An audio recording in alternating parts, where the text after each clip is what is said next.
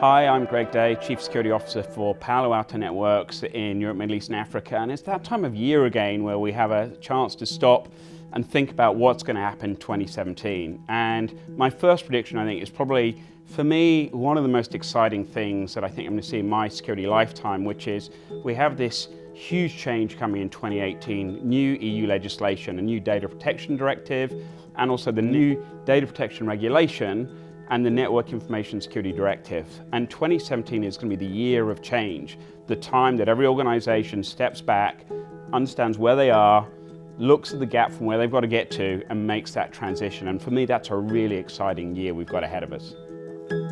So my second prediction for 2017 is the debate that I feel like it's been kind of rallying on for a few years is what actually is good endpoint security. And I think we've now got to the point where there are enough next generation capabilities out there that every organization is starting to truly look and go, what is the right capability for me in the next 3, 4, 5 years? How do I make that transition and move on in that journey? We've spent a long time, I think, pontificating about the different options. 2017 is going to be the year of change when we make that move. So as much as I want to, I can never get away each year from not having something about the changing threat landscape. And I think there are probably 3 key changes that we're going to see. One is the ongoing evolution of ransomware. We've certainly seen it in the last year get more targeted and focused and move into broader platforms. That's only going to persist as the revenue stream continues to grow, unfortunately. The second is DDoS has made a real resurgence. Here's a really old capability that's come back and proven itself successful. And I think if you kind of line this back into we're becoming more digitally dependent, the question is where will it go next? And my prediction is more into the retail space. Those mid-level organizations that rely on online transactions to function, and if they're attacked, how do they respond to that and how do they cope with it?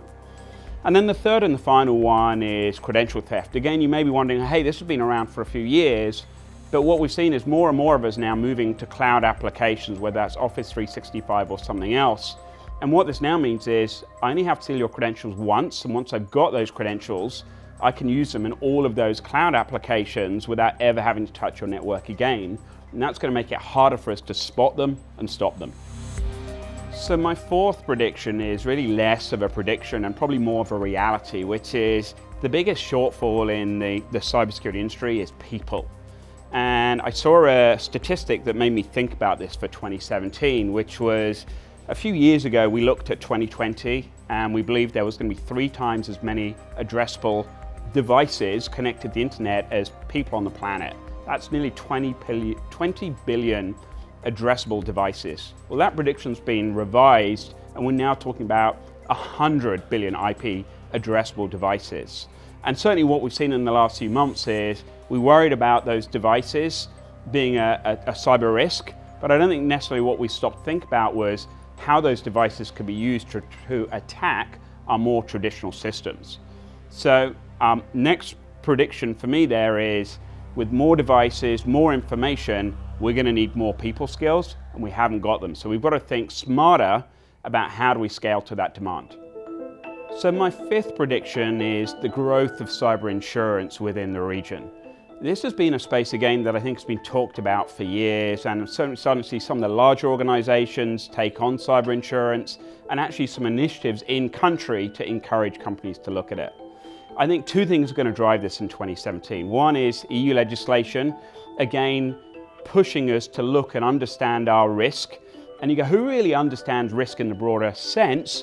It's insurance companies. They've been doing this for decades.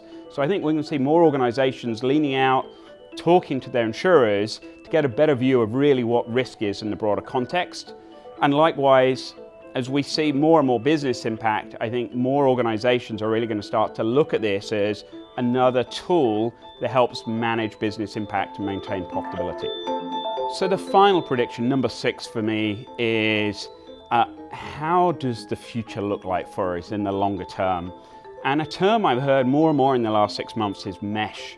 And it's interesting because as technical people, we like to use acronyms, and this isn't one. But it's the realization that information flows across common applications, different applications, across different systems, across cloud, across IoT, across OT. And I think just the scope of our dependencies on those and the scope of opportunity across those is going to start to make us truly rethink how we look at cybersecurity in the future.